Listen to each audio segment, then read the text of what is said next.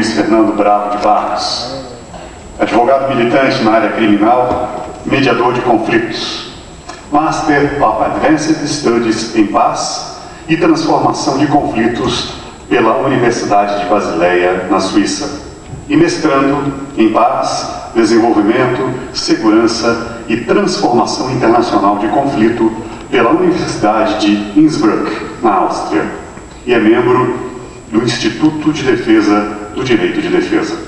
Por favor, Luiz.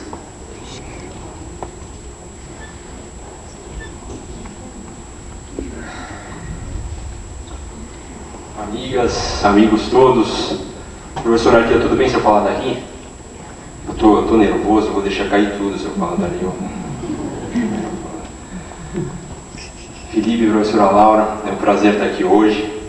Eu queria poder agradecer pessoalmente o embaixador pela expressão sincera de emoção quando ele compartilhou as palavras de Luther King. Eu estava sentado ali e eu estou sofrendo agora de uma síndrome chamada síndrome de covarde. Você conhece? São sintomas que o homem passa quando a esposa está grávida. E são sintomas que a mulher grávida passa e que o homem sente. Então eu estou especialmente sensível emocionalmente.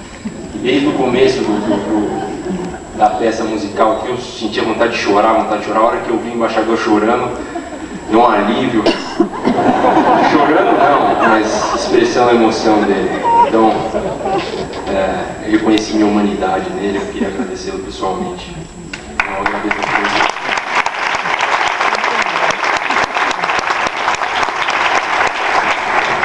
Eu agradeço a professora Lia e toda a família da Palas Atena pela generosidade, pelo acolhimento. Eu sou advogado, como vocês ouviram na lista ali no painel, na lista de palestrantes, e talvez alguns de vocês não estavam um advogado aqui para falar de Gandhi e tal. Hoje em dia, advogado não é tão bem visto, pelo menos não com muito prestígio, principalmente os que atuam na área criminal, como é o meu caso. Mas a boa advocacia deve ser reconhecida, e eu também compartilho com vocês a importância que a advocacia teve e tem na minha vida, o colocar-me nesse espaço entre o poder punitivo e a pessoa acusada, né? É uma experiência enriquecedora e tem sido para mim muito enriquecedora. Não achei todas as respostas que eu buscava, por isso talvez eu agora estou partindo para outros caminhos e na verdade eu gostei do que o João falou, Masters of Advanced Studies. Eu achei, me senti mais importante, ainda mais ouvindo do João isso. Eu estou com um pé na advocacia e um pé nos estudos de paz e conflito, e acho que cada vez mais tira no pé da advocacia, mas sempre honrando o caminho que eu trilhei, e sempre vou trilhar, acho. Talvez por razões inconscientes, mais inconscientes do que conscientes, eu tenha seguido o caminho da advocacia criminal porque meus heróis são os presidiários, Gandhi, Martin Luther King e Nelson Mandela. E a prisão era usada por eles nos movimentos liderados por eles, não por acaso. Era uma estratégia muito importante, não só para ressaltar a injustiça e a arbitrariedade dos regimes contra os quais eles lutavam, mas também tem servido para mostrar a violência que é o encarceramento, a violência que é a restrição da liberdade. Então, na verdade, por isso eu vim hoje aqui. Eu esqueci um negócio ali que eu vou pegar.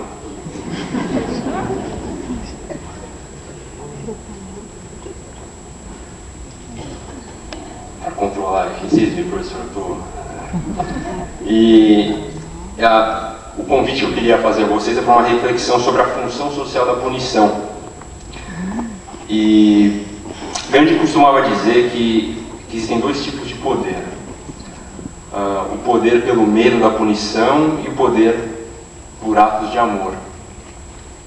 E ele dizia, e aqui eu cito Gandhi, o poder baseado no amor é 1000 vezes mais efetivo e permanente do que aquele derivado do medo da punição. Então acho que a gente tem um dever de refletir sobre isso, sobre o papel da punição na nossa sociedade, principalmente no momento pelo qual a gente está passando.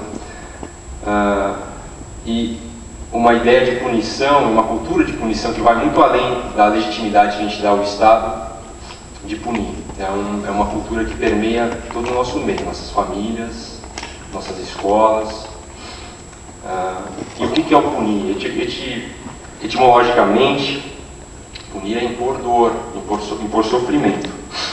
E diante disso, com uma visão crítica ao poder punitivo estatal, eu me identifiquei com um discurso da justiça restaurativa. Então eu venho aqui compartilhar com vocês.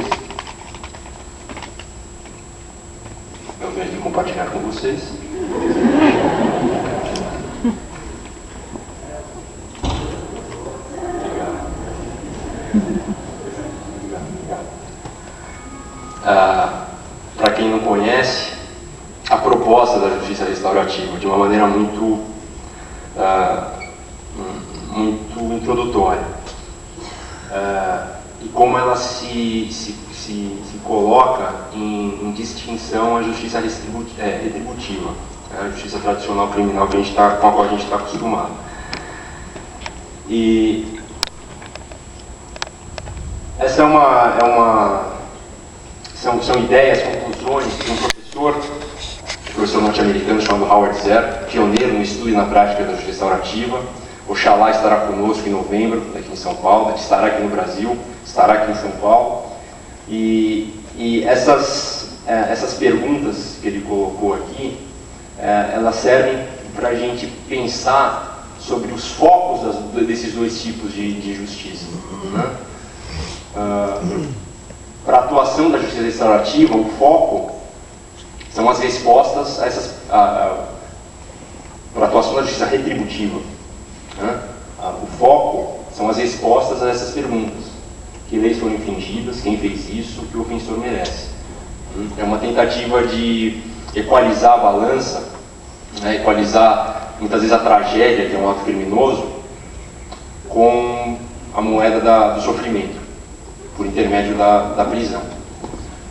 Então o foco é equalizar com o sofrimento, né? Igualizar o jogo, como o Howard Zerr gosta de dizer. O foco da justiça restaurativa é outro.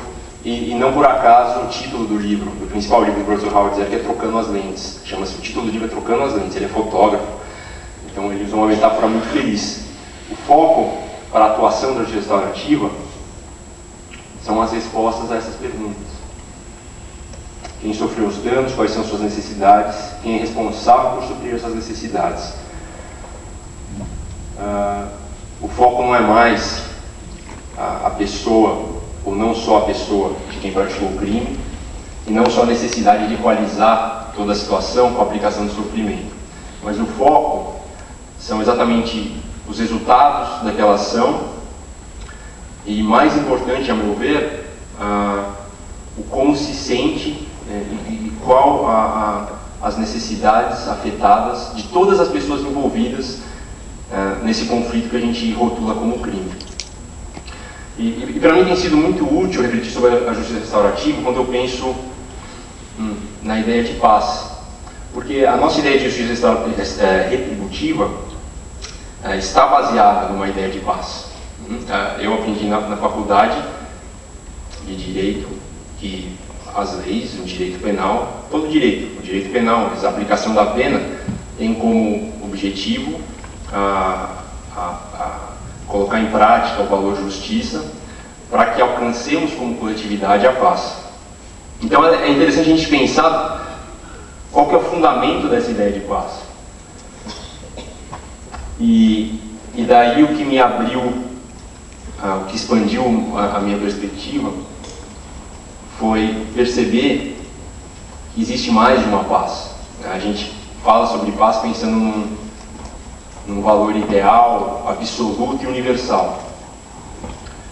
E na verdade, paz é algo muito individual. Na verdade, paz não só ser algo individual, é um conceito fluido e dinâmico. E quando a gente baseia discursos de poder, como a aplicação da justiça criminal, em ideias engessadas e universais de paz, a prática da violência está a um passo de distância, na verdade vem junto com isso. E a paz que sustenta o discurso da justiça distributiva, e eu acho interessante que eu estou falando aqui após a professora Laura, é uma paz tida como moderna. E aqui eu trago a ideia do meu professor na Universidade de Innsbruck, o professor Wolfgang Dietrich, que ele esteve aqui no Brasil no começo do ano, na Paz, e ele que traz essa ideia de diferentes pazes. Né? Aliás, paz acho que a gente nem tem no vernáculo como um substantivo plural. E essa paz moderna, ela na verdade ela está baseada em ideias que a professora Laura colocou aqui de maneira brilhante. Uma ideia de colonização e uma ideia de universo, de coletividade ordenada, regrada, como resultado do imposto pela razão humana. E o Jean-François Lyotard, é um filósofo francês pós-moderno, ele coloca isso, na verdade é o professor Wolfgang Dietrich que usa o pensamento dele, dialogando com ele. Ele descreve esse conceito de modernidade como um projeto social não definível cronologicamente, caracterizado pela física newtoniana, o reducionismo cartesiano e a nação-estado de Thomas Hobbes. E eu vejo essa descrição como muito precisa, né? Porque ele diz aqui como um projeto não definível cronologicamente, porque quando a gente fala em modernidade, nesse contexto que eu estou usando aqui, não existe um marco cronológico inicial onde a gente pode dizer aqui começou a pós-moderna. São diversos episódios que juntos foram construindo isso, e que mais forte ou menos fortemente eles aparecem nos discursos sociais. E o principal almejo dessa paz moderna, e a gente vai perceber, e vai ter um pouco mais de familiaridade agora quando eu falar isso, se a gente relacionar com a ideia de justiça restaurativa, o principal almejo dessa paz moderna é a segurança. E por que a segurança? Porque essa paz moderna está baseada no determinismo, no mecanicismo, como a professora Laura falou, numa necessidade de previsibilidade, de certeza, de controle do mundo, de controle do mundo das coisas, inclusive de controle da natureza humana. E isso traz uma série de problemas quando a gente pensa de forma determinista e reducionista, quando a gente percebe a relação social, quando a gente percebe o ser humano sob um ponto de vista determinista, porque a gente desempodera quando a gente faz isso. A gente tira a possibilidade de participação, de interação. E na verdade essa é uma das maiores riquezas, acho, da construção humana, né? Da construção social, intersubjetiva. E quando a gente faz isso, quando a gente se baseia no determinismo e desempodera o ser humano, as pessoas se sentem responsáveis. É perdido o senso de responsabilidade. Por quê? Porque já está tudo determinado, prescrito. Eu nasci errado, tenho um problema que vem comigo, que eu trago junto comigo, eu preciso ser corrigido, e não sou eu que vou me corrigir, é uma autoridade acima de mim que vai dizer o que eu tenho que fazer, que vai dizer como a sociedade tem que funcionar, e que se eu cometer um crime, vai dizer que eu tenho que ficar preso para não cometer mais crimes, e para ao mesmo tempo ser corrigido, para daí voltar, talvez, se possível, ao convívio humano. Então essa perda de responsabilidade é uma das razões da violência, dessa fluência da linguagem da violência que a gente tem muito.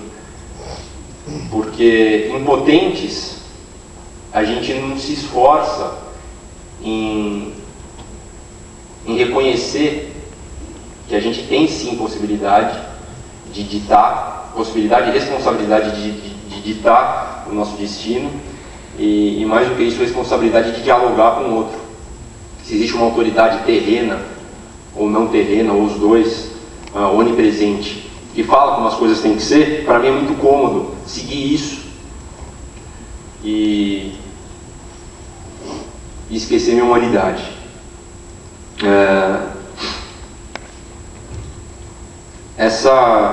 Gandhi, ele gostava, ele fazia um paralelo muito interessante entre essa impotência e o uso da violência, quando ele falava de perdão.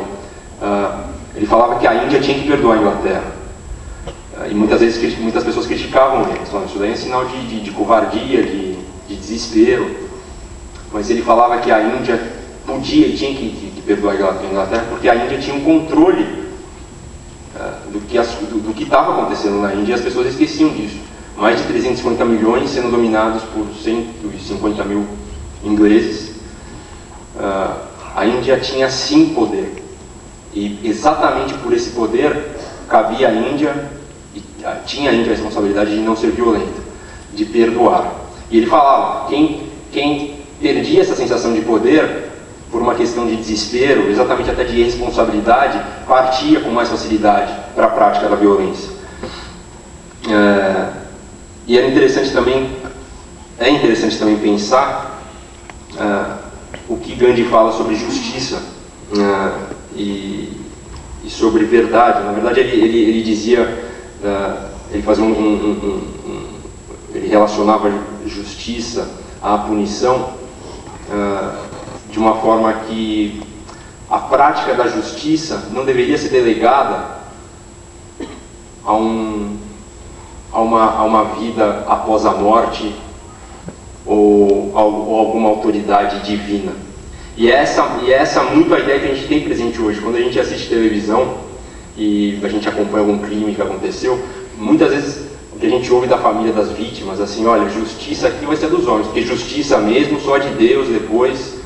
Gandhi falava o contrário, falava que era nossa responsabilidade construir justiça aqui sim, e cabia só a Deus, e aí sim só a Deus a punição, porque a minha verdade, e isso ficou claro nos discursos que foram lidos aqui, no entendimento de Gandhi, a minha verdade é a mesma verdade que tem você.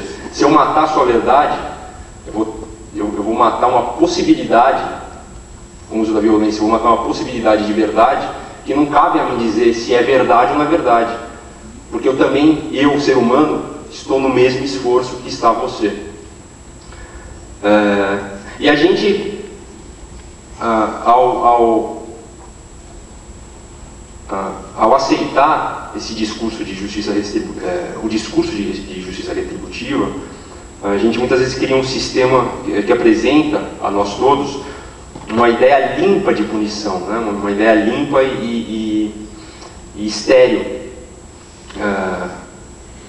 Principalmente para quem ocupa o topo da hierarquia estatal, né? Muitas vezes um juiz aqui, ele assina uma sentença condenatória, tendo visto a pessoa condenada uma, duas vezes, e sem necessariamente ter visitado um presídio. Para ele, aquela condenação é algo limpo.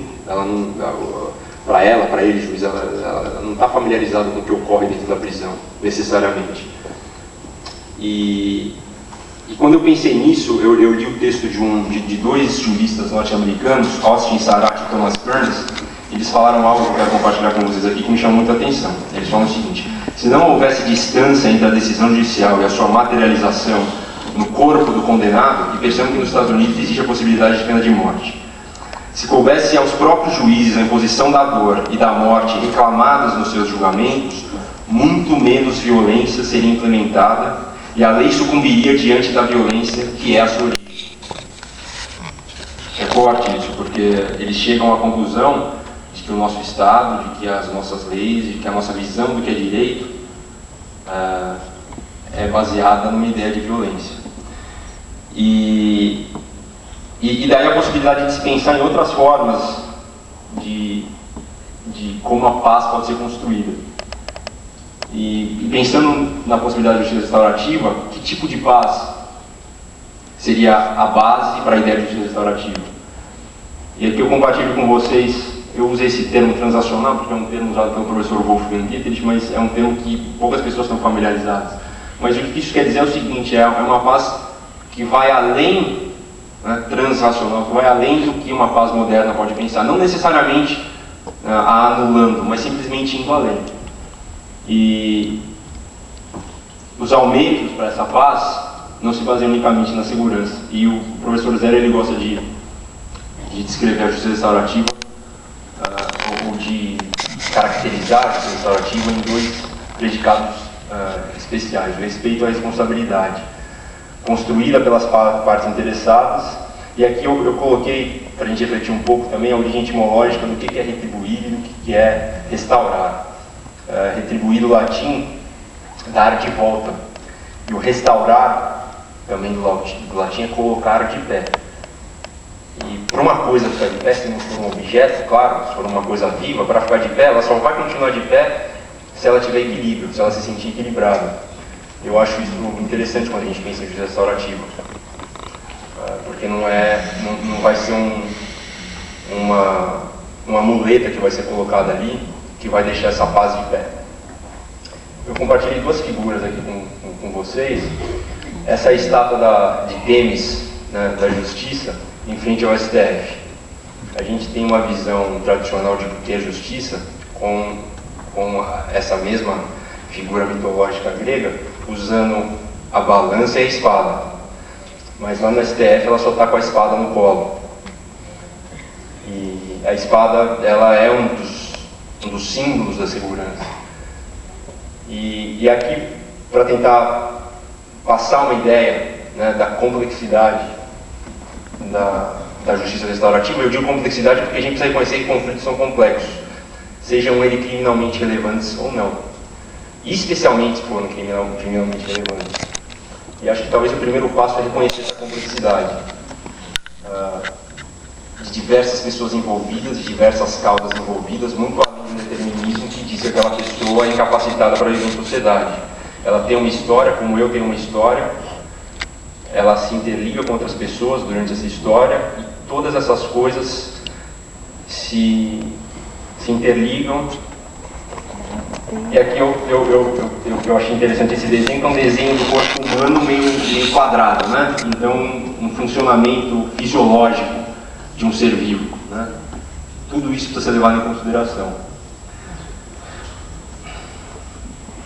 E foi perguntado uma vez ao Várzea, professor, como que o senhor faria um paralelo entre justiça restaurativa e não violência? E eu compartilho com vocês a resposta dele. Esse é o professor Várzea. Ele baseou a resposta dele exatamente nesses três conceitos que já foram aqui hoje ditos e repetidos, e vocês já viraram especialistas em Swaraj, Satyagraha e Ahimsa. E é interessante quando a gente pensa ou tenta fazer um paralelo entre justiça restaurativa e justiça retributiva com esses três termos, usando esses três termos como referência. Swaraj foi explicado pela professora Laura aqui como a autodeterminação. A justiça restaurativa honra a autodeterminação das pessoas envolvidas no conflito. O especialista no conflito não é o juiz, não é a polícia, são as pessoas ali envolvidas. Isso é difícil, então é corajoso pensar nessa possibilidade. Mas cabem a eles encarar todo esse problema e ajudar a trazer respostas. Não só a eles, mas a toda a comunidade, porque toda a comunidade é afetada. Satyagraha aqui mais numa noção de verdade, né? A verdade no processo penal comum, ela é uma conveniência. A gente ouve aí, fala muito em delação premiada, né? É uma troca. Bom, eu falo a verdade, que é a verdade para mim, que é a verdade que vai agradar talvez o Ministério Público, o juiz, a população, mas em prejuízo de outras pessoas. E será isso mesmo verdade? E na justiça restaurativa, a verdade é um princípio muito caro, muito importante, porque é ele que vai fortalecer a interação entre as pessoas envolvidas nesse diálogo, que já é tão doloroso. E a Ahimsa, é claro, a não violência, né, se a gente pensar nisso. E aqui eu queria aproveitar para falando sobre a Ahimsa, já estou terminando. A gente, às vezes, muitas pessoas já ouvi, confundem não violência com mansidão e passividade. E não violência não é isso.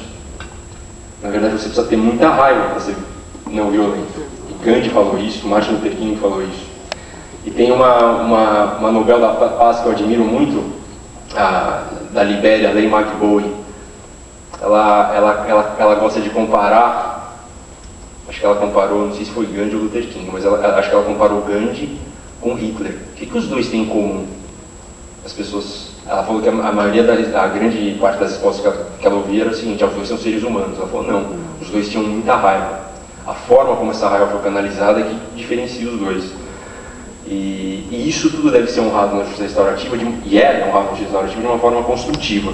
Essa necessidade de mudança, de querer algo diferente, de reconstruir e buscar por algo novo. Isso não significa que não vai haver dor, que não vai haver dificuldade. mas me parece que o modelo retributivo não tem se mostrado produtivo, com taxa de reincidência de 70%, com uma linguagem de violência que permeia toda a linha de atuação do Estado na área criminal, do policial, ao escrivão, ao juiz, ao promotor público, ao agente carcerário, e como isso, na verdade, alimenta um ciclo de violência, ao invés de buscar algum tipo de transformação. O professor Michael Nagler, que é um especialista em não violência na Universidade de Berkeley, ele foi perguntado para ele, é possível institucionalizar o perdão? Conversando sobre justiça restaurativa. Ele falou assim, a gente conseguiu institucionalizar a violência, a gente conseguiu institucionalizar essa forma de justiça restaurativa, então acho perfeitamente possível institucionalizar o perdão. Eu acho que a gente tem uma responsabilidade de mais do que estabelecer metodologias, a gente tem uma responsabilidade de olhar dentro de nós, cada um de nós, e ver dentro de nós quais são nossas sombras, quais são as nossas dificuldades, e como eu, na minha atividade do dia a dia, colaboro ou alimento essa cultura retributiva, que às vezes a gente vê de uma forma distante da televisão, mas que permeia a nossa vida, que permeia toda a nossa sociedade. Isso é uma responsabilidade individual de cada um de nós. E mais do que um líder de uma nação, o exemplo de Gandhi pode nos servir como alguém que muito corajosamente, olhando para dentro dele, reconheceu na sua humanidade as suas fraquezas, as suas sombras, e aceitando-as, decidiu viver e ser a mudança que ele queria no mundo. Eu me despeço aqui, depois dos 20 minutos mais longos da minha vida. Agradeço a todos pela atenção, agradeço a todos pela escuta, e eu queria, antes de ir embora, compartilhar com vocês um poema do Jalaluddin Muhammad Rumi, um poeta sufi iraniano, e é um poema muito querido a nós que estudamos e atuamos na área de paz e transformação de conflitos, que é o seguinte: para além de ideias sobre o que é certo e o que é errado, existe um lugar, é lá que eu te encontro. Obrigado.